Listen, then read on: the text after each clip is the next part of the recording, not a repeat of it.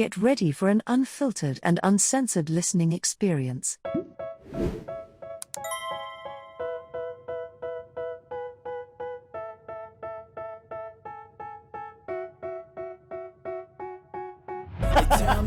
Gender reveal. Naisisip ko, ako yung tipo ng tao na pag dumating ako sa buktok, sagot na sagot na talaga. Benta niya 90 million. Where can you find that? Don. God Where can you damn. find that? Hello, I'm back.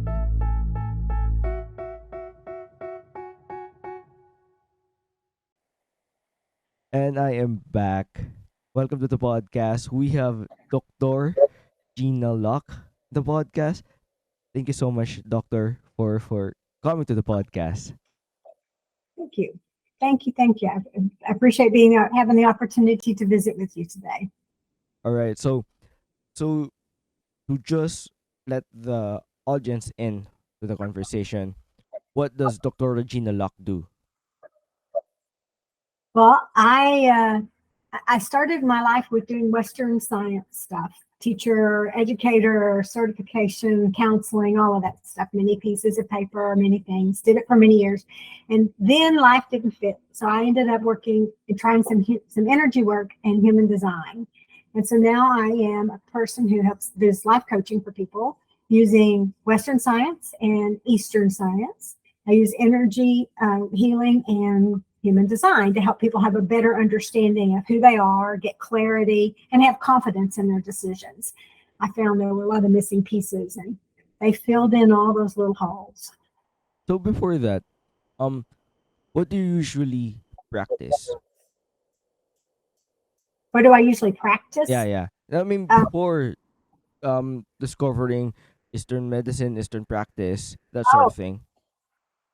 yeah, I did. I basically was very much working with. I did a lot of teaching, and I taught in graduate schools, and I did a lot on assessments. So before I started doing all of that, I was really big into my not anything kind of an assessment. Assessments are like Myers Briggs and the different types of things like that. Those are huge numbers of assessments, lots of career things, and I taught and I did those things, and I tried to help students find their way through using a lot in career counseling. So for all my years of teaching and working with programs in higher education, I put programs together, I connected dots. I started when I first started, got my teaching part, I did my certifications in PK-12 in the United States. And so in that I was teaching those types of programs. And then I added career tech, and then I did community college, then I did university, then I did private. And what I found was I had a real knack for helping education connect all the pieces between those different groups. And I put together early college high schools where people graduated from high school and their associate's degree at the same time. When they finished their high school diploma, they also had an associate's degree, and they had an automatic 4-year, their next 2 years for college, paid for by scholarships. So that was the goal of everything that I did. And I did that for years. I loved it. And life happened. Lots of things in life happened, challenges, bosses changed. Went from a beautiful, wonderful cultural experience to the cultural experience from where, and just all kinds of stuff. And the things that happened in life that all happened to all of us, not just me, but they happen. Life happens, relationships happens, all that kind of stuff. And I found myself moving to a new town in a new area with a new husband, and had just been Employee of the Year at the 6th largest community college in the United States. Employee of the Year, like the top. Mm-hmm. And I couldn't even get an interview. No one would talk to me. You're overeducated. You've had too much experience. You have a PhD. It was like nothing was working, nothing. And I struggled and I struggled and I struggled. And I finally did some stuff, decided that I had a near-death experience. And this near-death experience was not one I could walk away from and say, oh, that didn't happen. Somebody witnessed it. Somebody saw it.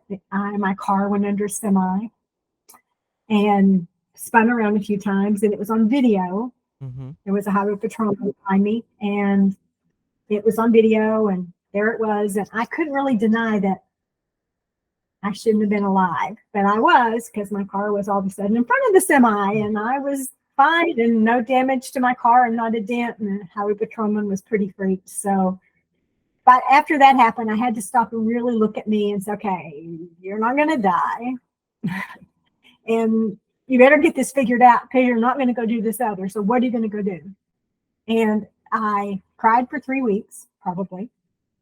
And I cried for 3 weeks and I was really upset. And then all of a sudden it was like, I've got to do something. And I did some energy work. I had a friend, I contacted someone and did some research and ended up doing some energy work with someone who's now a close friend of mine. And at the end of that, by the time I finished that, at the end of that summer, I had decided I wanted to be certified in that, and I did it. And I sort of just happened upon the human design part. It was an accident. There was a retreat at a place in New Mexico. I love this place in New Mexico. It was awesome. And it was out in the desert, and I wanted to go back to it. And, you know, I hadn't been married a long time. And I was like, well, you know, you really hate to just ask to go on a trip by yourself, but a girls' retreat would be great. So I decided to go on this girls' retreat to this place. Wasn't even going to attend the retreat. I was just going to spend my time at the spa. They have 7 soaking tubs and 7 soaking natural springs. And it's just a gorgeous place. And I find it to be just heavenly. So I got there, but I ended up, there were 12 women at this retreat, and Karen Curry Parker was there. And I knew, I'd sort of heard about her, but I didn't really know much about her, only because I'd been going to this retreat. And in the retreat, they gave she provided each of us a human design reading. And when she got to mine, she delayed the rest of the afternoon's readings and did almost 2 hours with me. Oh, wow. And did design reading. And I didn't even really know what a human design reading was. I didn't really have any concept of this. She had shown me my chart when I got there, and I was like, okay. And by the time she finished, I felt heard, I felt seen, I felt understood. And each time she explained my chart to me, then I would see these flashes in front of my face, like I had in my near-death experience, of sort of how my life had been. And all of a sudden they made sense. Everything made sense. And it was a wonderful experience. So I left there going, wow, I'm a manifesting generator, which is one of the types of human design. I'm a 3/6, which is one of the profiles of human design. I have a sacral authority, which is one of the authorities in human design. And my cross of incarnation was cross of consciousness, which is one of the 192 crosses. And that's all about integrity. It just, my manifesting generator described me to a T. Busy, busy, busy. Always has to be tired before she goes to bed. All these things. Talked about it from the angle of totally understood that I saw me in a totally different light. I was wired to be like this. And there was nothing wrong with me for doing the dishes and the laundry and mopping the floor and cooking the meal and folding the laundry all at the same time. And I'd been criticized my entire life for being so busy and working so long and doing so much. And it was such a relief. And the 3 was all about trial and error, experimenter, test it out, make sure it really works, see how it goes. And everything in my life had been that way. I had read every book, I tried it, I tested it, I see how it would work. Look at all these, I studied assessments from every angle there was and taught them in graduate school. It was like I had to understand how all this worked. And the 6th part was that when you get to a certain point in your life, which is in your 50s, you will be driven to go share back what you've had with the world. And that was happening to me. So it was like, I saw it, and it had been just like that near-death experience of watching this movie. And it's like, oh my gosh. And there was more to it, but I couldn't even get to see the last trailer bit. And then all of a sudden, human design filled in all these pieces, and I understood it. And I went home. First thing I did, Nick, was I called my best friend. Mm-hmm. And I said, I didn't even run my husband's chart. I ran my best friend's chart. Been my best friend for 30 years. I called him. I said, we're running your chart. We ran his chart, and he's a projector. And he was like, I said, okay, I got a book on it. Here's a little thing. Here's what you're supposed to do. You wait for invitations. Everything's going to get better if you'll just wait till somebody invites you before you talk. Don't talk until they invite you. Well, he embraced it completely. He was a counselor in a school, and the student would come in, and until the student asked him a question, he wouldn't talk. till a teacher asked him a question, he wouldn't talk. Till his family asked him a question, he wouldn't talk. His complete life changed. Everything had been chaos and anger and frustration and difficulty changed to, oh, you are so wise, you are so smart, you are so awesome. And by the time we both started living our human design experiment, and we did it together on the telephone, how we did it, it changed both of our lives. And I could see how this could help all people look at themselves differently and understand that we're not all wired the same. And there are special things about each of us that we have to contribute to this world. And we just don't know how to give it back. And it helped me and it helped him understand it. So I decided to get certified. And that's where sort of it came from. So, just to let the audience know deeper about this topic, what is human design behavior? Like, what does it does? How do you like do it in a way that you can help other people? Feel good. Well, first of all, it comes from astrology, the I Ching. It comes from the Kabbalah, the Hindu chakra system, and quantum science. So it comes from a combination of all of those things. The I Ching is a very ancient Chinese document, and it's had many translations. And in it, it has 64 gates, so to speak. And each of these has a different meaning. So when one wants to know something, the 64 gates in human design and the 64 that are in I Ching are very connected. It's just a different vocabulary in each one. So when I first studied it, I studied the I Ching more than I did the human design because I needed to understand those pieces. The chakra system is all about the centers in the body. There are 7 chakras in the Hindu chakra system, and human design actually has 9, but they match up completely. They have the same functions within there that they do that. The astrology, it comes from your birth date, of where you're born, the location, and the date you're born, and the time that you're born. And the planets in the universe are all at a certain point, and they each have their own I Ching number at that point in time. And that's what makes up the human design chart. So the human design chart has 9 centers, 9 shapes in the middle of it. And they are all different shapes and they may be different colors. And they're all in the same place. The numbers on those shapes are all in the same place. There will be on the right-hand side, there will be a thing that will have a planet symbol and next to it a number. So my planet symbol for my black sun is 5.3.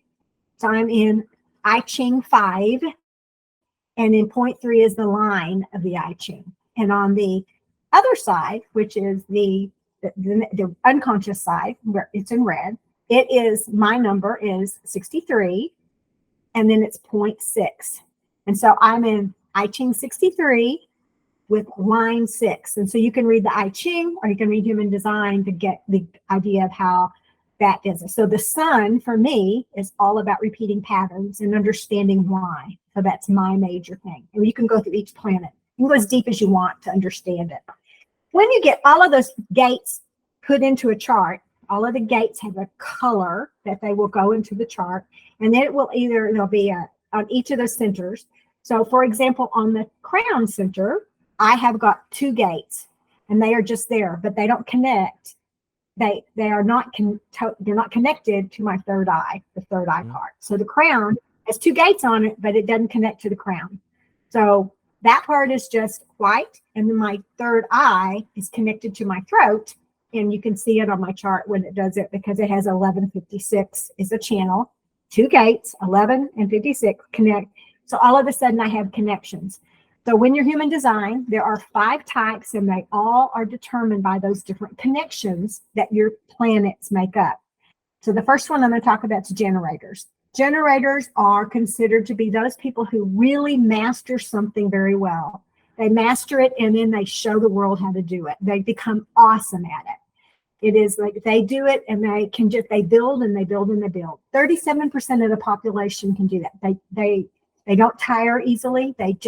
They're masterful, they continue working, and they do it. They need to be tired when they go to bed. They need for things, the best, most effective way to live in life is to allow things to show up in their environment.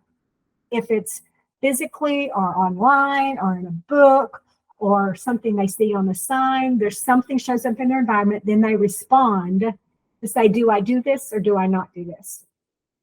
And so there's generators, there's 37%. Manifesting generators are 32%, and I'm one of those.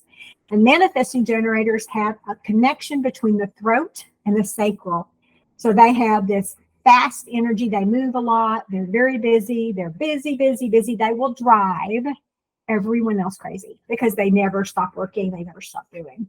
The manifesting generators have a lot of busyness to them, and they have ideas. They're here also to do a lot of work, but they like to make up new ways to do things. It's like, oh, this is not just because somebody said this is the way to do it. A generator can go do it that way and do it and do it and do it. A manifesting generator is like, but oh, wait, here's a better idea. Let's go test it and see if it'll work. So that was where that came from. They also need to be really tired when they go to bed, and they also need things to show up in their environment before they respond to them. If it doesn't show up in your environment and you just try to force it, probably isn't going to work. Projectors are the next. There's 20% of the population projectors. My best friend is a projector. And projectors need invitations. They need to be invited to speak or invited to do something. And then they can choose whether they do it or not. They can use their authority, their decision-making process, and say, do I do this or do I not? And if they do it, then they can proceed. If they're not to do it, then they know. But they need, instead of just telling people, here's what you ought to do, they have to be invited to do it. So for my best friend, I send him lots of invitations. I'll say things like, what would you think about doing so-and-so? And he'll be like, oh, I love it. And he's learned how to recognize when those invitations show up, when because a projector knows, they know stuff. They meet you and they can feel your aura, and they just automatically know what will help you. So when a projector gives you advice or helps or gives you guidance, oftentimes it's truly what you really need to hear, but only if you invited them to do it. And so projectors have a real tendency to be bossy and tell you what you need to do. And here's the way to do it. And then when they become waiting for the invitation, all of a sudden it becomes an invited thing and the person can receive that gift. So projectors are only... If the projector speak, but they got that invitation, what usually, oftentimes the other party won't hear them. The other party will negate, or they won't hear it, or they'll be like, you're being bossy again. Mike was really good because he would know what to do, and he had done this with me for years. It's like, here's what you need to do, Jeana. Here's what you need to do. Or he'd tell the students when they come in, if you would just do this. And he was really good with his teachers because he knew what could help the classroom have less discipline issues or things like that. But he needed the teacher to ask him instead of him telling. He needed them to invite him. And once they invited him, he could say, well, I see it from this way. And then he could share it and they would hear it. They received it instead of feeling lectured to. They feel that they have asked you and you're helping me now. So the projectors, when they try to force it, it usually backfires. So when they often do it this other way. And then we have some tricks of the trade, so to speak, to help people invite you. Things like, for example, if I don't know your profile number, but if you were a projector, you could do things like, here's a survey on some topics. Share with me what you'd like to do. And then when they shared with you, you could say on there, we would love to hear more about human design. Then you could go, oh, wait, I need to do topics on these. And then that could show up because they're giving you an invitation by filling out a survey. So there's lots of things you can do as a business owner to encourage people to invite you to do things. And it works pretty well. Most of them find it. So those are three types. There's two more. One's called a manifestor. And manifestors are 8 to 9% of the population. And there's not a lot of them, but they have a really different aura about them. They actually know within themselves when to go do something. They're only ones who actually can initiate action. They don't have to have it show up in their environment. They don't need an invitation. They can initiate it. but they have to wait until they know it's the right thing to go do. So oftentimes for manifestors, they find it hard to know when they know, because they will feel everybody, that people around them will say, well, you ought to go do this. Well, until they know inside themselves and have felt that energy inside themselves that it was exactly what to do, they shouldn't move forward. So I have two manifestors that are close friends, and both of them have gone through interesting journeys in life. And one called one day and she says, I need to talk to you. She says, and I know I'm just, and we don't talk about human design because we do energy work together. She's an emotion code, and I'm an emotion code, and I helped her when she worked on it. And she was saying, she says, I need a little energy work. She said, she was in Wall Street for years. She did well in Wall Street, and she left because of the culture. It was really hard. Manifestors need a lot of alone time, and Wall Street didn't provide that. So she left and started doing other stuff. And she came and she called and she says, I got this. I've been thinking about doing something. She says, and it really feels good, but I need to be sure I'm doing the right thing, because, I left Wall Street and it's been hard to make money. I had all my Wall Street money saved, but blah, blah, blah. So we talked through it, and she was talking, and I listened to her, and I said, she said, so I want you to do some energy work to make sure this is the right thing. And I said, can you feel this in your bones that this is the right thing to go do, is to start financial planning just for women entrepreneurs, just to help them do financial planning and how to use Wall Street effectively? And she goes, yeah. And she says, but I don't want to make a mistake. And I said, as a manifestor, can you feel it in your bones? And she said, yes. And I said, then why are you asking me? I said, manifestors feel it in their bones. And it has gone off, and she's so busy she can't see straight. It is like, Oh, wow. all of the steps in the middle, knowing how to use emotion code and release energies. When she gets a client, she can help remove the blocks that they have about opening up their eyes to doing stuff. And then they just blossom, and she's able to help them because she knows how to maneuver Wall Street, and she knows how to talk about Wall Street. That's a manifestor. And now she knows how it feels to know. So that's the challenge for a manifestor. The last one's reflector. All of their centers are white. They're white on all of those shapes in there. There are 26 little lines that are black or red, and but they don't connect to any two places. So that crown and that third eye don't have any connections. They're not. So reflectors, when you're in the aura of a reflector, they pick up your energy, and then they reflect it back to you. So if you're in the aura of a reflector, and all of a sudden, and I have over 2 reflectors that I work with, and when I'm in their aura, if I am having some kind of a frustration day, or like a tech problem happens to me or something, we'll pick it up and they say, are you okay now? Is it okay to work? And I won't have had to say a word, and they can pick up that energy change and feel it. So reflectors, it's really important for a reflector to be sure the people and friends and environment they live in is the right environment and the right friends, the right place. Because otherwise, all they're going to pick up is low vibe energies. So for them, they've got to recognize, I need to be sure I'm careful on who I have in my friends. But they literally reflect back to us who we are and what we are and how we're showing up. I love to do it, and I love to check in every so often. I'll call one of them. She's in Argentina, and we'll connect on Zoom, and it'll be like, I said, I just need to connect. I said, I'm really feeling like I've got everything in line. But she says, you're good this week. And that's all I need to know, And I can call it 1 week. I called, she says, you're not good. And I said, no, I don't. And I said, where's it at? And she was really quiet. And she said, well, it just feels like you're frustrated about blah, blah, blah. And it was like, oh, okay. Because I was so focused on business, I hadn't looked at family relationship stuff.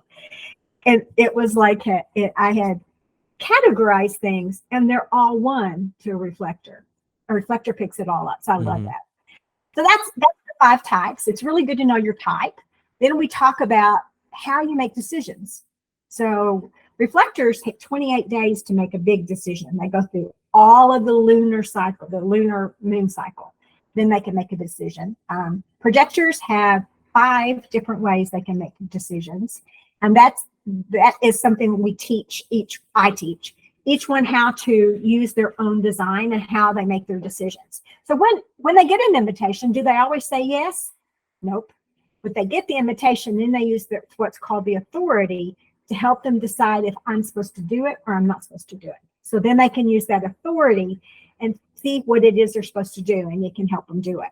It's a little easier to explain with a manifesting generator and a generator. They only have two authorities. Mhm. One's called a sacral, which is like an absolute yes inside or an absolute no.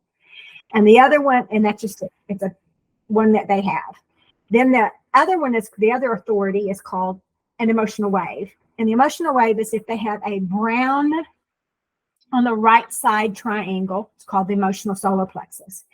And if it's defined, that means they have a wave. They should wait 2 or 3 days and see, am I still getting yes? Am I still getting yes? Am I still getting yes? Am I still getting yes? Because they have a tendency to second guess themselves and then they'll go to no. So they should always wait through their emotional wave for big decisions. They don't have to do that for little decisions, but for big decisions, they need to do that. And it's a real fast way to do it. So I teach each of them how to use that. And I am a sacral, so I have an absolute yes and an absolute no, and I feel it in my body, and my body actually moves with it. I actually have my body go forward with yeses, and it'll go backwards with. And if I start to say something and all of a sudden I'm guided not to say it, my body will start to go back, and you probably have seen me do it. And then I'll sort of stop for a moment and reword the words. Mhm. So that's a good thing to do, is that once you get, for projectors, you get an invitation. For manifesting generators and generators, you're going to get something to respond to in your environment. Then you each of those, and then for manifestors, you just know inside with every part of your being. And reflectors, they wait 28 days for big decisions. They can make little decisions, just like the rest, but big decisions, they need to wait. The thing on it that's important is to learn and understand your decision-making process, because then all of a sudden you have real clarity on what's best, and you stop second guessing yourself, and you get confidence in how that works. My best friend Mike, an example for him was he needs to speak his words out loud, and he needs to have it with a place, Nick, that nobody's judging those words. So either he needs to have it with somebody like me so he can just say it out loud, and I'm not going to judge him, and I'm not going to influence him, yes, to do it or don't do it. And then he's going to turn around and say it out loud. Or he can go, what he does lots, because he didn't call me every time he has something he needs to work on. He'll put his eyebuds in and put his phone in his pocket and make it look like he's talking to somebody. And he'll go for a walk and he'll say out loud, I really think I'm supposed to build a new deck on the back of the house. And all of a sudden he'll be like, no, I'm not supposed to do that. He'll feel the vibration in his body and he'll say, okay, I'm supposed to remodel that deck I'm supposed to remodel that deck. And the way I'm going to remodel that deck is, and he'll go through the whole story of what he's supposed to do, and he'll get the yeses and the nos. But no one's judging him on doing it or not doing it. Did that make sense? Yeah. For him, he learned how to do that. So when he has a huge decision to make and something's coming up, he will say, they were buying a house and they were working on it, and something went haywire, in the financial part. And he called and he said, I just need to say it out loud, and I can't go for a walk. So I need to call you, and you don't have to do anything. I said, okay. So he talked out loud and he says, blah, blah, blah. And he talked it all through. And I said, of all that you said, will you tell me which one you're doing? And he said, oh yeah, I'm going to do this one. He says, we're going to call the financial place that we used on the last house we bought and not use this new place. We're not going to use them at all. He says, and it feels really good. So he calls them. He gets off the phone. He says, I'm fine. All I needed was to talk. And he said it. He called them. They got off the phone. They called. They got way lower on the interest rate. Oh, that's and a whole bunch of stuff. And he called me back and he said, thank you for helping me. And I said, all I did was listen. And he goes, I just needed for my wife not to think I was crazy. And I needed to be able to do it, because she would have been like, why are you out walking around talking to yourself? So for him, he's learned how to use it, and he learned how it feels when it's a yes. And he learned how it feels in his body when it's a no, but he has to hear it. He has to have it literally come out of his mouth out loud. He can't think it. He has to say it out loud. And so we teach each one their best way to make decisions when they do that. when they Does that help a usually little bit? do that, does it help if you try to make a conversation with them? Because you've said earlier that you don't want to influence their decision, but Bias them. yeah, but is it I something like only make a conversation with them. Like with Mike, he had finished talking, and I said, could you share with me do you feel comfortable sharing with me what has come through? And he said, yes. And the reason I did that was because I needed him to validate this was the one that came through out loud. He needed to almost validate it. I normally do not ask him many questions or try to say anything to guide it. I have a subscription program where people work each week. We work on their human design stuff, and we do things, and we remove any energies that are blocking them. And I have over half of my group is projectors, which is unusual, but because my best friend's a projector, I attract projectors. And almost all of them, we have like ever so often, like a once a month clarity call. They call me, and we call, and we're on the phone, and all I do is and then they'll say, I feel so much better. This is so helpful. All I did was hold the sacred space for them, Nick, for them to speak it or to say it or to work through it. And I didn't try to tell them what to do, nor to guide them on what to do. And it is very effective. So I actually don't try. And I am coaching in a way because I'm holding a sacred container for them. Mm-hmm. But I've also taught them, sometimes they can't find that safe container to just be able to say it out loud. And when they're saying it out loud in that sacred container, all of a sudden they can feel it in their body. And they're holding their own space. They're holding their own space to say, I really want an answer to this question. And here's what I'm trying to define. Here's my intention.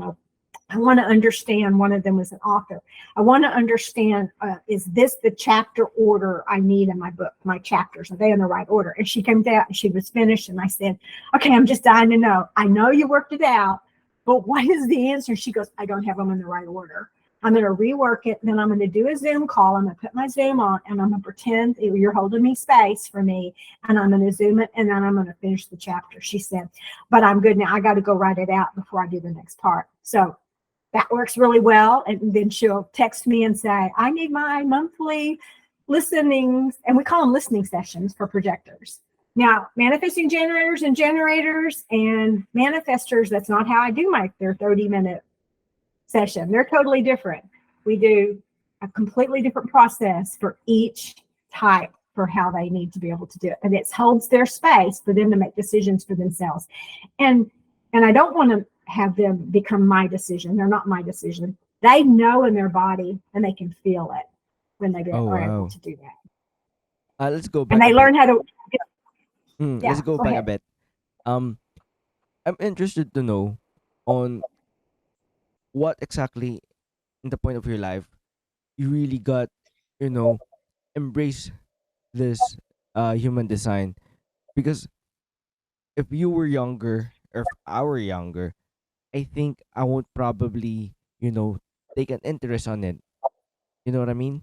Like, Right. what point in your life you really embrace it?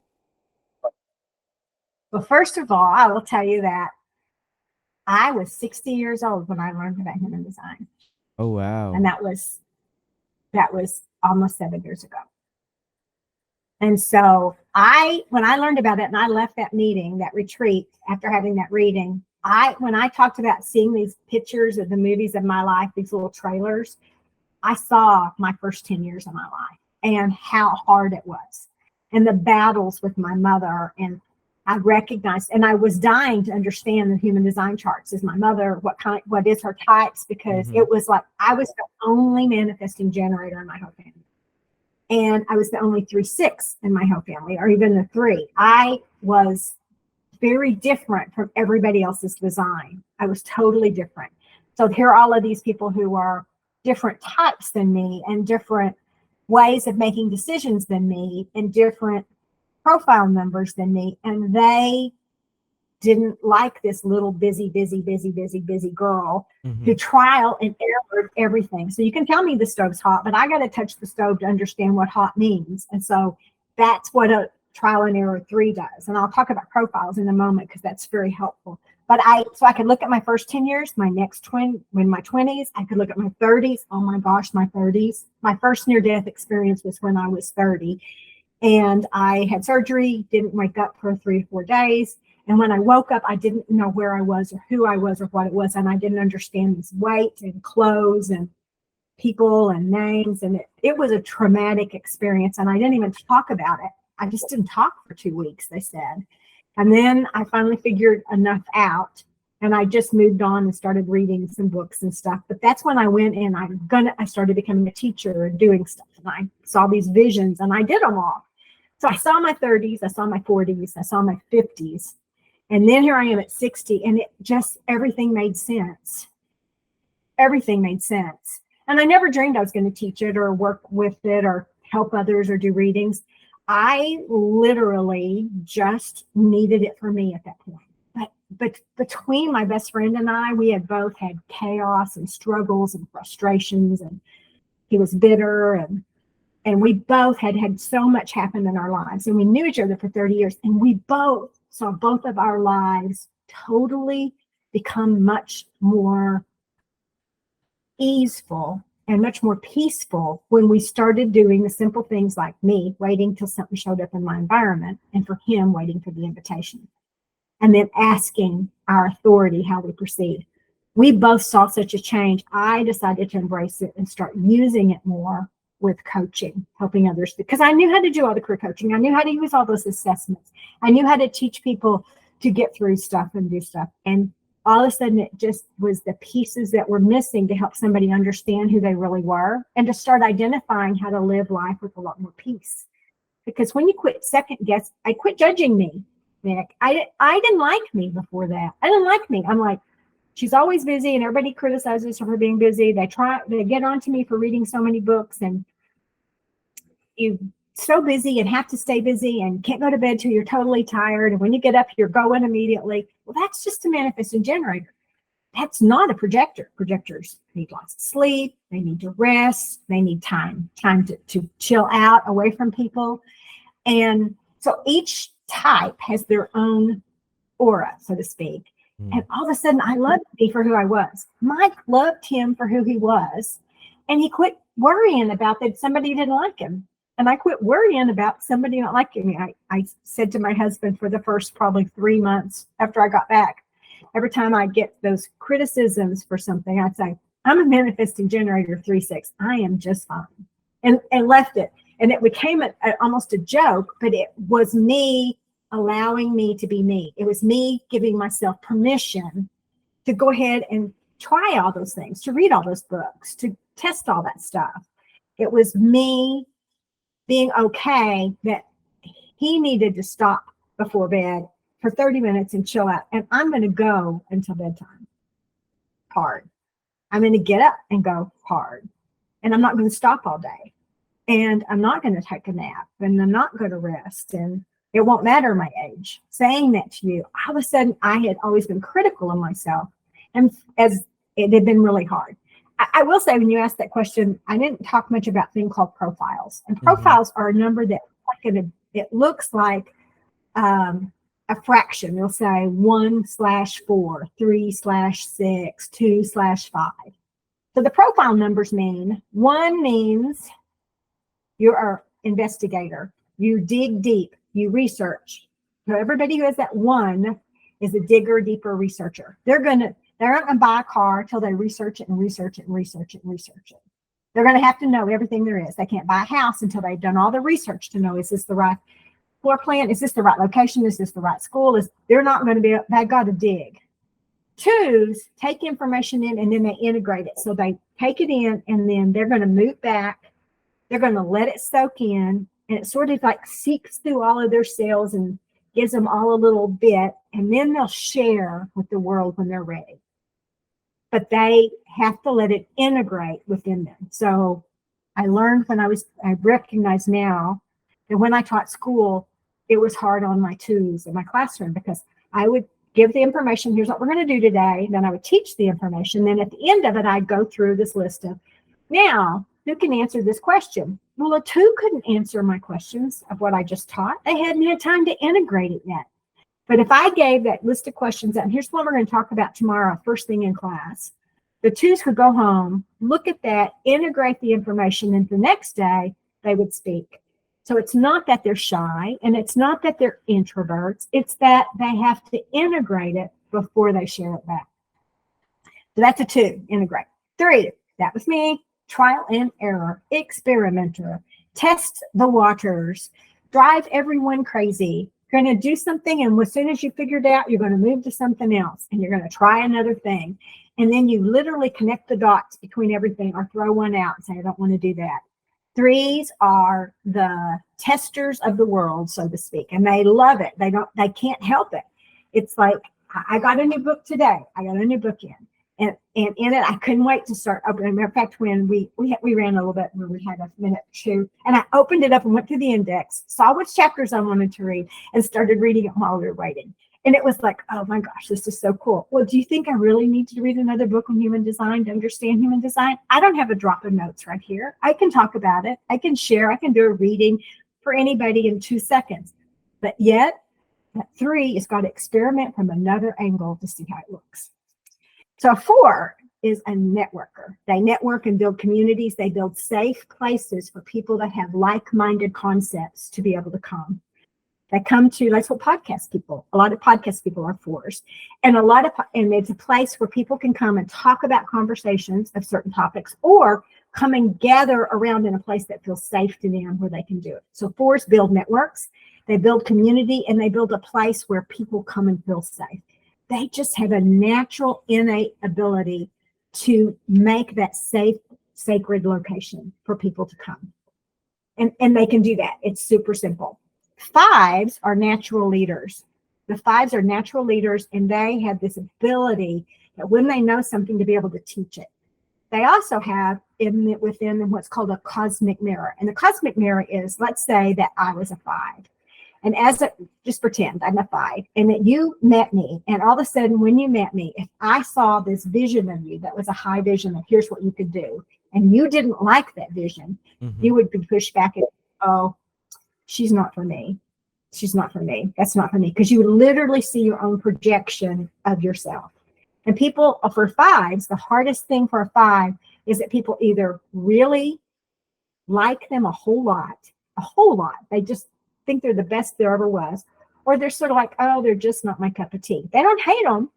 They just don't really like them. And they're like, no, that's not my place. I don't really want to take that program. I don't really want to do it. And it has nothing to do as much with the teacher as it does with the student being ready for that teacher to teach that info.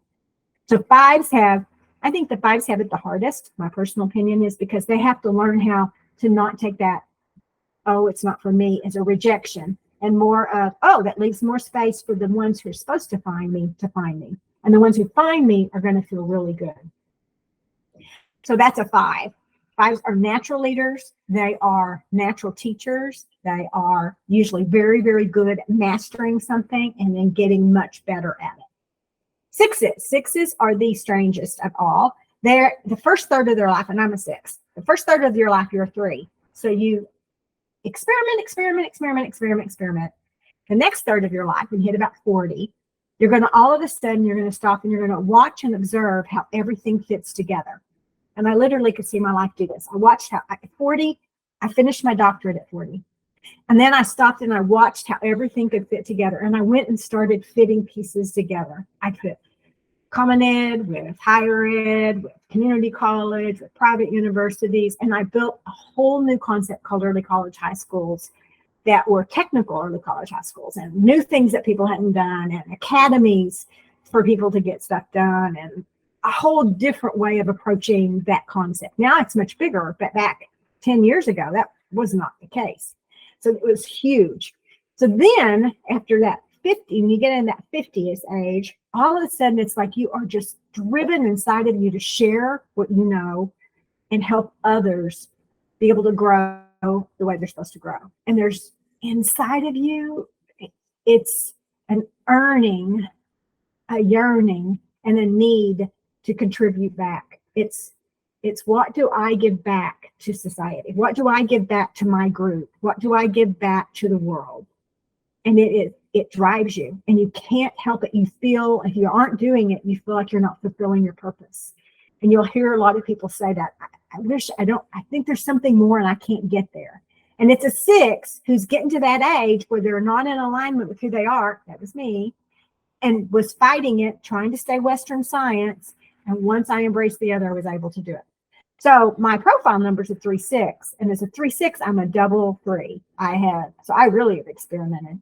And I will tell you, getting told that I was okay by experimenting was so Mhm. awesome. Threes, actually, there's a thing we say, threes never fail and sixes never fail. They just experiment to see what didn't work. And that's what they do, but they do it a lot. And so, but people consider them failures. They'll say, oh, you took this job and you only stayed for 3 years. And you took that job and you only stayed for, whatever. And it's like they didn't go and stay for 25 years in a job. Mhm. And nowadays it's becoming more common and okay. But think about in the 70s when I was young, in the 80s, and in the 90s, you didn't leave a job. You got a job and you stayed Mhm. for a long, whether you liked it or not. And for somebody to be a three to go in and say, oh, wait, I got a new job offer. Here's something to respond to. And I took it was a very, very good thing. And I finally felt really good about all the pieces. I saw those movies and how they fit and how it all came to this day where it's really easy for me to teach someone and they leave a podcast having a little bit of understanding that, I might be okay. I actually can like myself. I didn't like myself before that meet reading, and I liked myself afterwards. Mike likes himself now, and it's the best thing about it is I like others more. I don't judge others as being good or bad. I just see that that's the design, and it may not be the same as mine. Can I just love them the way they are? And it was so helpful for me to do that with my family, to do that with my spouse, to do that with close friends, to stop judging them for not being okay or not doing something. And it was certainly okay to allow them to come to their own processes and do things and hope that they don't judge me so much and to go from that angle. So when you asked that question, it was a big deal. And now I love the concept of helping every time I do a reading and someone leaves going, oh, you just described how I felt. Because they don't have to be a manifesting generator for me to understand. They don't have to be a projector to understand. I understand it because I've studied it so extensively and worked with it so much. They have this understanding of what they feel and where it's coming from. And I'm able to help them see when they've actually been getting it right, that society said you got it wrong. So like for a manifester, you don't go do it until it is in your bones telling you to go do it.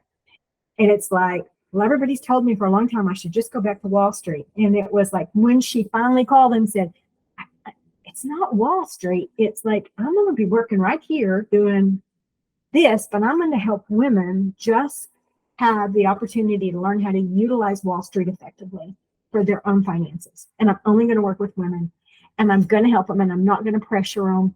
And I'm going to do it. And she said, and I said, you don't need me to validate this. Is it in your bones? And she said, yes, it's in my bones. And she said, I guess I just needed you to like say, just to celebrate with me. And each time I call, she's like, I called the other day and I texted and she said, I'm sorry, I'm so busy. I can't talk for about a week. She said, I'm just covered up.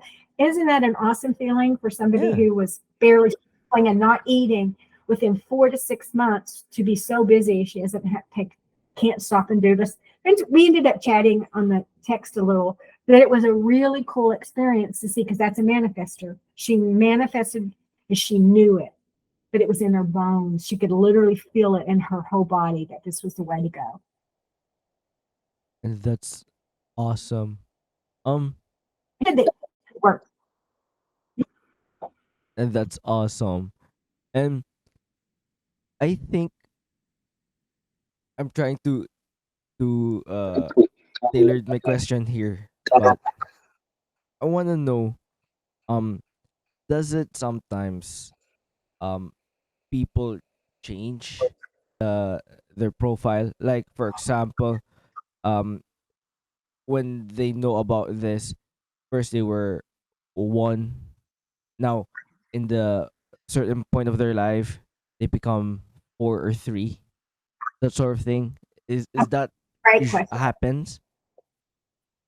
Well, there are times in our lives when we have some major energy things that happen. You've heard of the first Saturn return. Is that right, Nick? You've heard of the Saturn return that's at like 28 to 32. Mm-hmm. So when that happens, they look at the planets at that time and date. So you're still always going to be the type and profiles that you are. It's going to be your major.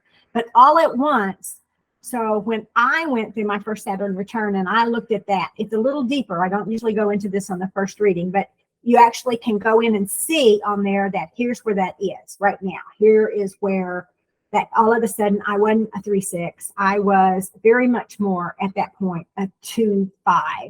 But I was still a manifesting generator. Now, when I did so there's the first one's called the Saturn return, and we see there's some big energies for a couple of years that really push us to move into who we are. Then when we hit the next one is called Uranus return, and it's at 40-ish. So for men go through and do major changes in their life at 40-ish. If they're not happy with their life, men will go buy the sports car or change major things or do something really significant or start extreme sports. You see what I'm getting? Or start running marathons. They do something to change. The energy in them doesn't feel good, so they do something to change. And oftentimes their profile, their stuff will have some changes in it, and they will start doing it from that other angle till they get in alignment. So that one is called Uranus opposition. The third one, that's a big one, is called the Chiron return, and it's right at around 50. My Chiron return was really significant.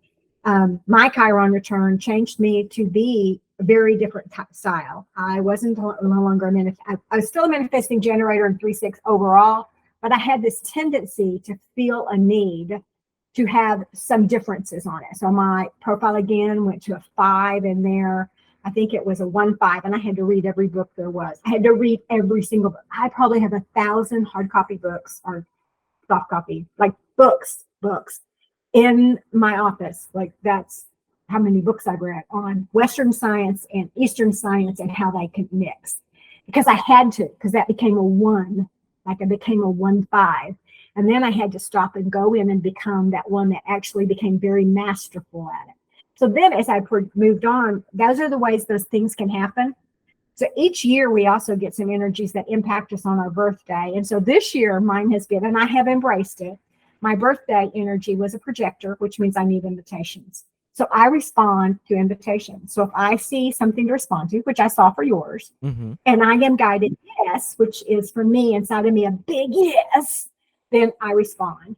And I say, I got it. And so I've been doing, so for this whole year until my next birthday, I'm sort of have the feeling of I need to respond to invitations. I don't do responding to something that shows up in my environment.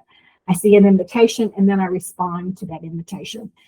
I'm still the 3-6 and the manifesting generator and that part of it, but this year the energy is a lot about me doing that other. I can still tell I'm still majorly a 3-6 and still a manifesting generator because I'm still as busy, but I recognize if I try to initiate or if I even respond to something in the environment and somebody didn't invite me, like if I'd sent you a note seeing your name somewhere and said, hey, I think I'd be really great, you would have looked at me and you'd have seen that name and it would have been a low vibe for you. Instead, when you saw what you sent an invitation, I responded with what I was guided to respond. And then we immediately were like, wow. And I immediately had to tell you how much I appreciated something you had written because it was a big deal to me. And it was a huge thing that it was like, I don't know, I'm writing this. I never write this to anybody. I got to tell him how neat this was. Saying that to you is that's where that can happen. So we don't actually change. We're always that primary, but we can feel the energies at certain times of the others. And those are there to help guide us to get in alignment with who we are. It's just to help get us. If you're not in alignment, it's going to sort of kick you in the butt, you know? Really? My near-death experience that I had 2 years before I learned human design changed everything. Everything. Because if I hadn't had that experience, I would have probably never gone and embraced Eastern medicine. And because I was strictly Western science, I could sit and talk to you about neurotransmitters and the purpose of all of the stuff of neuroscience. I could have done that all the way. The whole conversation would have been so over your head just now, you wouldn't have even gotten it. And it would have been because I knew the neuroscience part. That's who I was. I'm a PhD. That's what my job was. And all at once, it was like, you've got to go look at this from a different angle. What you feel in your body is just as important as how those things function. And now I talk about how neurotransmitters need connectors to connect and how the energies in our bodies can help block it or how it can't help. And so I use both extensively. I hope this To do isn't too personal, but can you talk about Sure. that uh life changing accident that you mentioned earlier? The reason I ask is it because um you know the stories of people who are dealing with a near death experience, like they have this projection or they have this moment that they saw their life in front of them, Yep. that sort of thing. um let's talk about that. Can you talk about your experience on that and the impact on you personally and with your friends and family? So this was the third one I'd had. My first one Mm-hmm. was when I had surgery and I just didn't wake up. And when I woke up, I didn't know how to handle it. The second time, I was going through a very traumatic divorce that I didn't want. And yet it was very abusive, physically, emotionally, financially, in every Mm-hmm. way. And I just decided to end it. It was just too much. And I made a plan. I made a great plan, a perfect plan. And there was no way that anything could stop that plan. Nothing. And literally, Source stopped that plan. Literally, Source put something in front of me, in front of my vehicle, that would have about to go off of the canyon. That was, I would have hurt someone else. And yet Wow. when I got my vehicle stopped, it was gone. And I can still to this day clearly see this old vehicle with this child waving and the parent driving. And that vehicle didn't exist in the area. I was in a rural area that I lived in, and that vehicle didn't exist. There were no entries onto this road. There was no way on the face of this earth that a car could have been there. There wasn't. Mm-hmm. And I realized that was real traumatic. And it took me quite a while to really grasp, okay, you don't get to die. You're not supposed to die yet. You've got more to do. That's when I embraced teaching and I went into the teaching. The third one was life was just hard. I'd moved and got married, moved to a new state, couldn't get an interview on a job, couldn't get anybody to even talk to me. Felt like I was the most biggest failure God had ever made. I honestly felt everything was wrong with me. And I was driving over from one city to another city on a toll road, and it had been dry when I left, no rain, and it started pouring rain at a certain point. And so the semis up in front of me it was a 4-lane, it had big concrete barriers on the side, those kinds that are down the middle. Mm-hmm. And the semis had slowed down, and I slowed down. We were going 25 to 30 miles an hour, pretty slow. And I just pulled into the other lane because I didn't want to hit my brakes on the water because it was raining so hard. And it had stopped raining almost. And then all of a sudden, it almost stopped raining. So I just pulled in the other lane, signaled, pulled in the other lane, and just continued going. And all at once, my car hydroplaned and went under the semis. And I could see the wheels of the semis. And I could feel my car turning Mm-hmm. and turning. And I just took my hands off the wheels because I had felt this mist come around me that had been there before, the same mist I had felt the other 2 times. And I felt it and I just took it off, and I'm like, oh, I get to die this time. Okay, I'm okay. I hope I don't hurt anybody. And it's all I can remember thinking about it. And I'm just turning, and all at once, the car stops turning and it's sitting in front of the semis on dry pavement and no rain. And I'm like, what? What's this? Like, I thought, oh, I've gone to heaven. I died and nobody got hurt in the semi. And I'm like, okay, this is cool. I'm looking at myself and the wheel, and the car's going about 30 miles an hour. And so I just pull on up, and I'm like, oh, okay, I didn't die. Did I die or did I not? I couldn't figure it out. Did I die or did I not die? So about that time behind me, red lights start flashing, and the highway patrolman is behind me, and he pulls me over. And I'm like, why is he pulling me over? And he pulls me over, and I'm like, okay, I don't think I'm dead now. Like, I'm pretty sure I'm not dead because this is a real highway patrolman. And and it starts pouring rain. He walks around my car. He walks around my car. He walks around my car. And I rolled my windows down with my insurance and driver's license, trying to hand it to him. And he says, I'm not touching your stuff. I won't touch your stuff. And he's like freaked. And he says, go get in my car. Go sit in my car. And my flashers were on. I went and sat in the highway patrolman car on the passenger side. And he sat there. He came and got back in. And he's shaking all over. And he said, and I tried to hand him my stuff. And he goes, I'm not touching your stuff. He says, who are you? Who are you? He says, you should be dead. I have a video of your car hydroplaning under a field and then it Oh being. How are wow. you not? There's not a dent. There's not a scratch. There's nothing on the car. How are you not dead? And he kept whispering, how are you not dead? How are you not dead? And I just didn't know what to say. What was I supposed to say? Oh, God does this every so often to me. He just like has me do this, so I'll get my button gear and get in alignment with who I'm supposed to be. It wasn't going to work so well. I'm just really quiet. And I kept trying to hand him this and he wouldn't take it. This went on for like 25 minutes of him freaking out. And I'm like, I just want it out. And he kept saying, there's this weird light on you, like a weird light. Like I can see this light all over you. Like there's a halo all over you. He says, you're not even real, are you? He says, you're an alien, aren't you? You're an alien. Oh my God, I have an alien in my car. He was totally freaked. And I'm like, I don't think I'm an alien. I mean, I was not sure at this point. So then all at once, in front of us and his side, and we're parked on the hot side of the interstate, the turnpike. A car is coming right at us with their headlights, like coming right at us. And I look at that, and all of a sudden I just go like that, and all of a sudden he's going, oh, he says, oh shit, and he goes, opens the car door to open up, and the car picks up and sits in front of us. And he gets back in the car and he said, how did you do that? How did you do that? And I said, I don't think I did that. And he said, you didn't die. There's not a wreck. There's no semi problems. There's not a scratch and not a car. He says, and we're not dead. Am I dead? We're both dead. I know we're both dead. And it was just unreal. And then he's like, I said, finally, about 45 minutes in, I said, can I please just have my ticket? I really need to get where I'm going. And he said, what am I going to give you a ticket for? You didn't break any laws. You're not dead. You didn't cause a wreck. You didn't hurt anybody.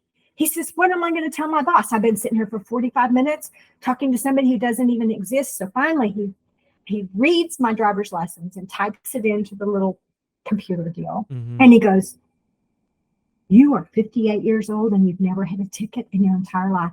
No one has not had a ticket. No one. And I said, well, I haven't had a ticket. And he goes, you're not real. I know you're not real. And I said, can I please just have my ticket? He says, I can't give you a ticket. I have nothing to give you a ticket on. I don't even know what to do. How am I going to tell my boss? What am I going to do with this video? And he was just, finally, he had me sign something saying, I will be observant about safety when it's raining. And I got to sign it, and it's there. I still have it in my billfold. And that was the day that I really got it, that your job's not over. And you better figure it out. So what you're doing is not working, and we're kicking your butt, and we're going to kick it. And you didn't get it, so we had another car come, and you better figure it out because it's going to keep happening until you got it. And I got it. And I didn't know how to do it. I had to literally go, like, let go of. Do you know, when I started doing all of this with life coaching and human design and energy work, I didn't tell anybody I had a doctorate. I didn't tell anybody I had a doctorate until this January because I separated Western science from Eastern science. And it was this world. And I was working with one of my friends who does branding, and she said, you have to tell, she says, you combine it in everything you do. You combine it. You talk about the neurotransmitters and how we get on pads, and those neurotransmitters get stuck in those same pads, just the way that works. And you talk about the nutrition in your body and how if you don't have the right nutrition, then your neurotransmitters can't work, and then you're not able to get stuff to happen. And she said, you do it all. You talk about it from every angle. You talk about, you use cognitive behavioral therapy, you use touchstones. She said, you use it all. She said, but you had this other component. And I finally embraced Dr. Jeana Locke. And that was the time. And it's right after my birthday. And I embraced it. And what invitations show up. And when they show up, I respond if I'm supposed to respond. I'm not supposed to respond on all of them if I'm supposed to. So That's amazing. And thank you for asking. And I'm glad you're okay. For me, I have seen the movie each time, but I also see that's like there's another trailer that's a piece of it, and it's not quite, it's blurry, and I can't tell what it was. And I get when that thing quits that there is something else that I'm supposed to do, and I don't understand it. And human design helped me quit fighting, if that makes any sense. It's sort of like, oh, you have one purpose. I don't know that I have one purpose. What I have is is I have a combination of things that help people see that Western science and Eastern modalities can be together, and they can share the same space, and they can help us become more. I'm a firm believer in health physicals and blood workups, and I'm a firm believer in doing things that are have Western science base. If you feel ill, there's nothing wrong with going and checking those things and doing it. I don't do everything via energy work, is what I'll say. I do believe energy has a lot to do with people getting sick, and I do believe it has a lot to people getting headaches or other things, but it's not the only thing. And I'm a firm believer in looking at how all of it connects and how all of it works, and how I think many of our doctors in the Western world are going to start embracing more and more that the need for holistic medicine, and the need for functional medicine, and the need for chiropractic medicine, and the need for energy healing, and the need for meditation and yogas, and how much our attitude has to do with our health. And so I'm just probably one of those pieces in the middle between to get all that to happen, and I thoroughly love it. So And I'm glad thank that you for you're asking okay. that question. Pardon me? No, I was about to say that I'm glad that you're okay, because that was a horrific accident, and it's really, Well, and there wasn't an yeah, accident. There wasn't an accident. My car just came out from the semi and sat in front of it. There was yeah, not a yeah. dent on anything, That's but what I it mean. Like, was like it's it unprecedented that that is happens, it and it could nothing be, happens to and you. I couldn't deny it this time. I remember the first time I'm like, oh well, surely I must have missed that car coming in or out. Maybe there's a car like that. And it's like I explained it away. Western science, Mm-hmm. explains stuff away. I couldn't explain it away. I had this witness who kept me hostage till I firmly got it. I firmly got it. Okay, the miracle happened. You have got a bigger vision, a bigger mission, and you're not going to get to do it the way you wanted to do it. So you better start figuring out and listening and start finding a way to do it better. And you're gonna do that. And it's taken it's pieces at a time, just like for all of us, to change and to embrace that. And it took me. I mean, the first thing I did was call my best friend when I got home. I called him. I said, "You won't believe what happened." And he said, "What happened?" And so tomorrow is the anniversary of this Oh event wow. that we just Um. this the end of on April 19th is when it happened. And so it was very much, I called him and I told him what happened. And he says, I can see that. I mean, that was the first thing out of his mouth. He says, I can see how that can happen. He says, you just don't get what you have. And he says, maybe you will embrace it now. And it was just like, it was just totally calm and non-judgmental. And I'm like, aren't you going to try to help me understand? And he says, no. He said, I tried to do that last time on that one that was the one that you had with he said, you didn't want to listen to me. He said, I didn't know you before that. I didn't meet you, but he said, no, I'm not going to try to explain it away. He says, there's no explanation. He says, it is what it is. And it's time to embrace it. And how do you want me to help you? And so we moved from that point. And I'm lucky. He is a counselor, Mm-hmm. and he does have good understanding, and he got invited to share. So he was able to share. And it was, he feels like he's part of the journey, and I feel like I'm part of his, a destiny thing. I wanted to say one thing about human design is one of the best things you can do about human design is when you have children or a partner is to learn their human design and love them the way they're designed. My husband is a very different design than I, and I didn't know that when we married. And now I can love him the way he is. I don't have to be angry or mad or frustrated or jealous or whatever when he doesn't do things the way I thought he should do them, because all at once that's his design to do them that way.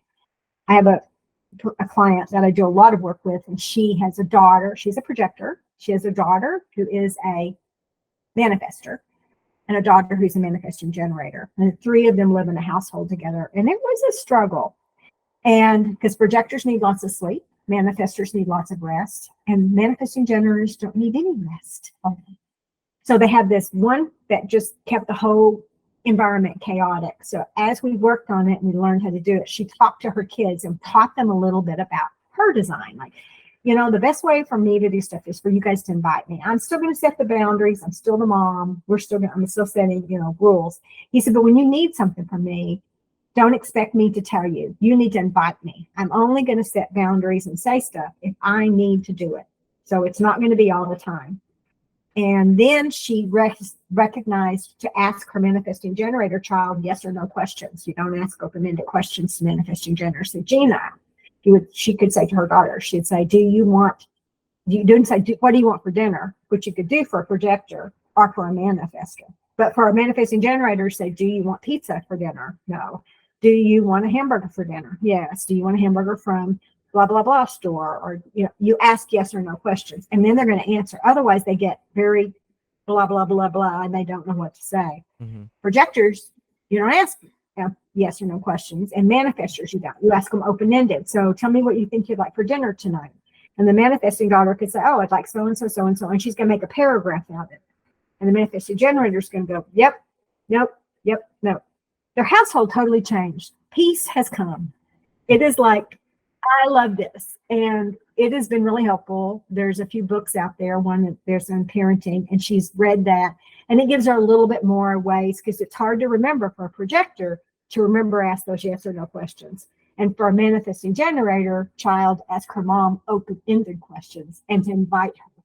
And so it's been super helpful for them. And they've all sort of embraced it, and they've talked about it. And they really get why their mom and dad are divorced for a long time.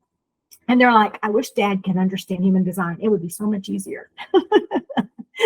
And of course, he's not going to embrace it at this point. But it's sort of fun to watch the dynamics of a relationship with a partner or with your parents to understand, even if they don't understand it, even for you to understand theirs gives you a greater sense. Like I can understand right now that my mom's was so different than mine that no wonder she had such a hard time with me, because my design was just so different and she just didn't get it. She didn't grasp it. She didn't understand it. She couldn't understand how I was wired.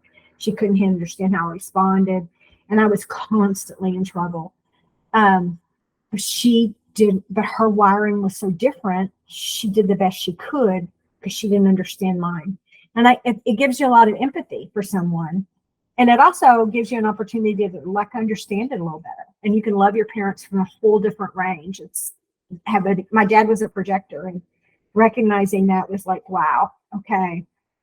I mean, he had a manifesting generator daughter, and he had 2 generator daughters, and very, very different profile numbers, and a 1 and a 2. And anyway, he had all these things. And then there was this 3/6 manifesting generator who never stopped.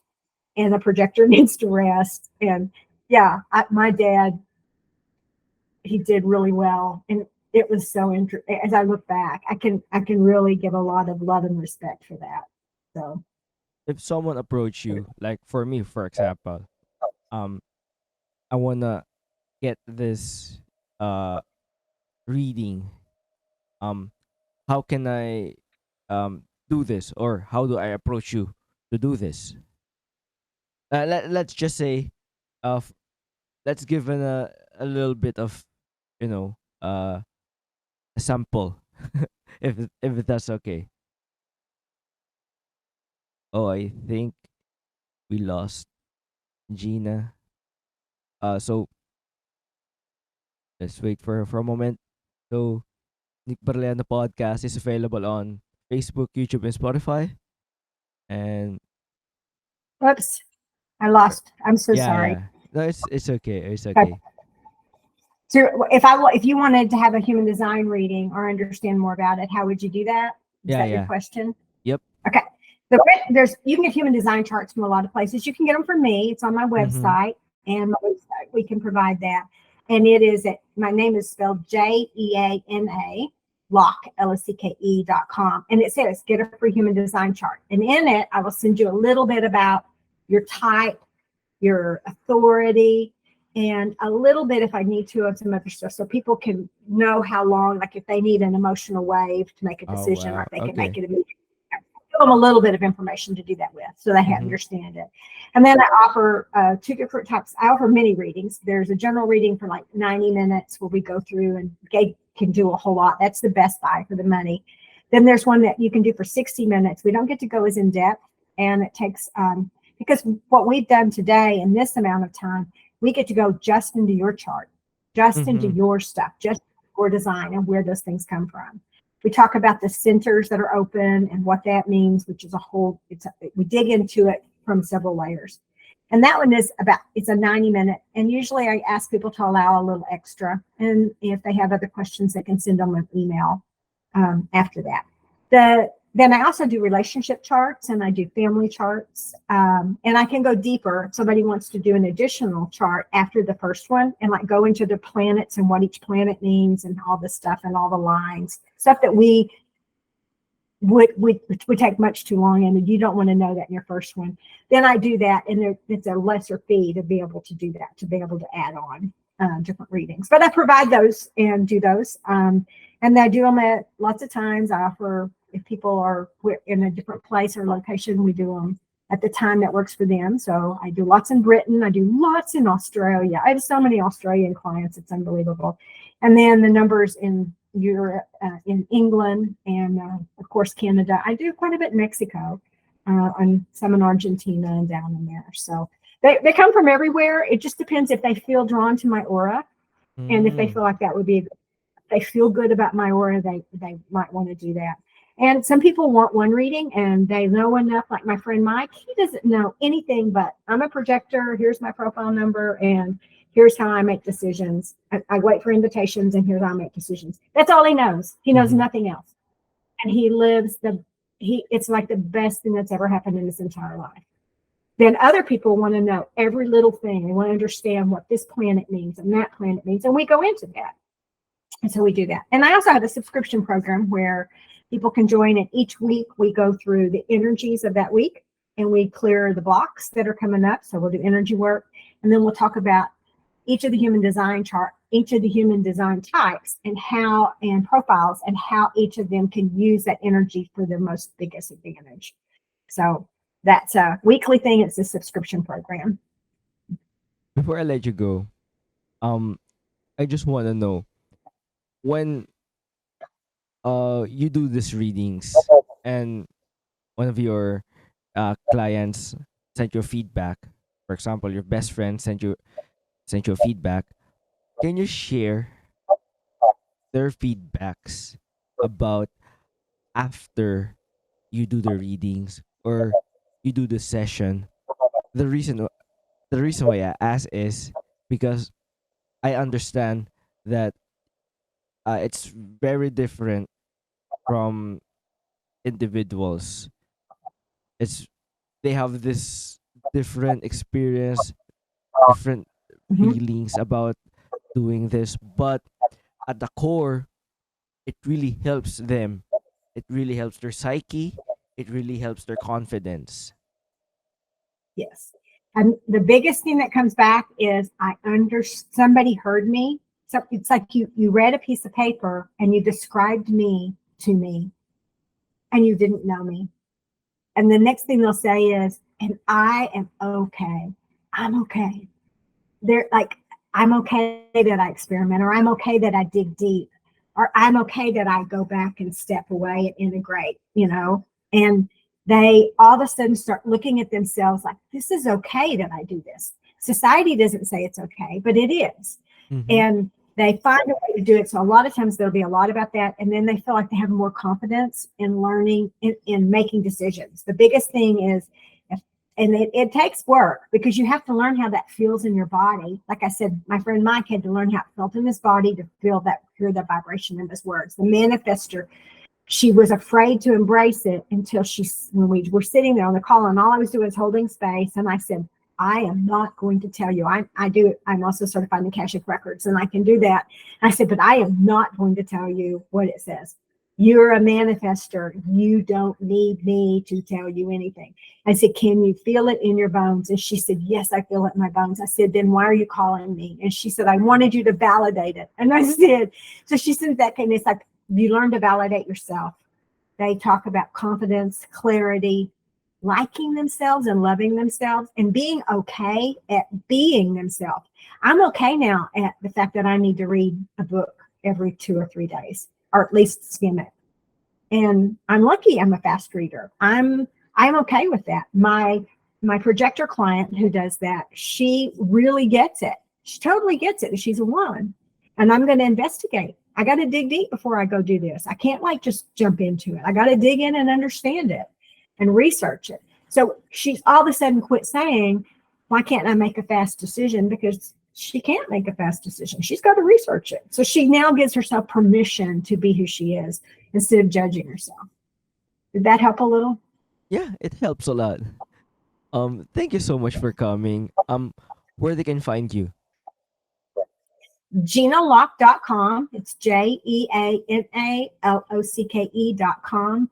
There's a Get a Human Design chart. There's the readings are down there. I also do energy work. I do lots and lots of energy work. I'm just doing energy releases as well. And I have a mentorship and a subscription program. So I mentor all my modalities, when you've done all of these. I teach people how to connect the dots and use it for themselves to be able to do it. So I have quite a few those pieces, a lot, but I will say human design is a real core to understanding your own wiring and why it feels good when you do this and why it feels good when you don't, and how it's not the same as your best friend or your parent or someone else.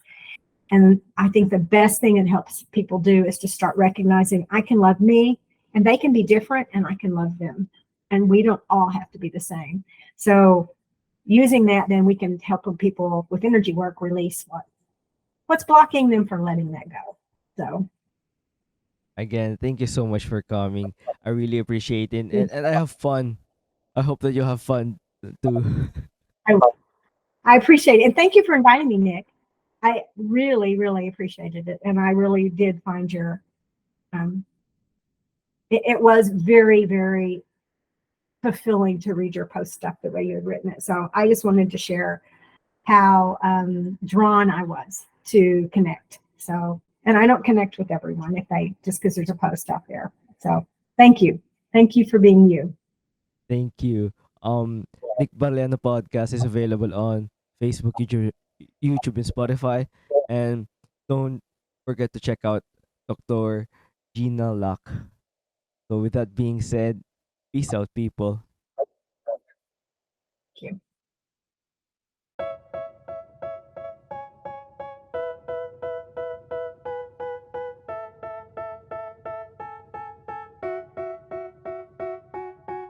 They tell me that I'm never gonna make it. They want me to do something that could make sense. They hate when I keep dreaming I'll be famous, but I don't give a fuck, I'ma keep chasing. I got all this potential that's deep inside of me, but they hate when you're successful cause they try to be. They sit there being judgmental because you're trying things, and they just want you to settle and do the right thing. So get a good job, don't slack off. Wake up every morning, make a good impression on your boss. Don't do anything that I wouldn't do, and when you're making money, make sure you don't spend it too soon. Fuck that, I'll do what I wanna do. I got a different path from everyone and that includes you. Who are you to tell me how to live life? In these times it feels like nobody's right, yeah. So I'ma figure out what else we succeed, and then invest all of my time into that and proceed. I need whatever the hell could make me happy, and I don't think you have a clue what could that be. They tell me that I'm never gonna make it. They want me to do something that can make sense. They hate when I keep dreaming I'll be famous, but I don't give a fuck, I'ma keep chasing. They tell me that I'm never gonna make it. They want me to do something that can make sense. They hate when I keep dreaming I'll be famous, but I don't give a fuck, I'ma keep chasing. I think this life could be special if I get rid of the devils. They think that I am a rebel, I think they want me to settle. There's nobody on my level, they think that work is too stressful. I think that work is essential, the grind is all in your mental. And I don't think you understand what I'll go through just to be in control of my life soon. All the negativity, man, I'm immune. I don't really need a mask with all I've been through. I've been making changes for the ages. 5-10 year plans are contagious. I attack that shit, I'm tenacious. And if you ain't, get the fuck out of my way then. Got one life, I won't regret it. I will fight until I get it. I'll look back one day from heaven and say, damn, I learned some lessons. And say, damn, I had no questions. I had fun in every second, and the journey was a blessing, yeah. They tell me that I'm never gonna make it. They want me to do something that can make sense. They hate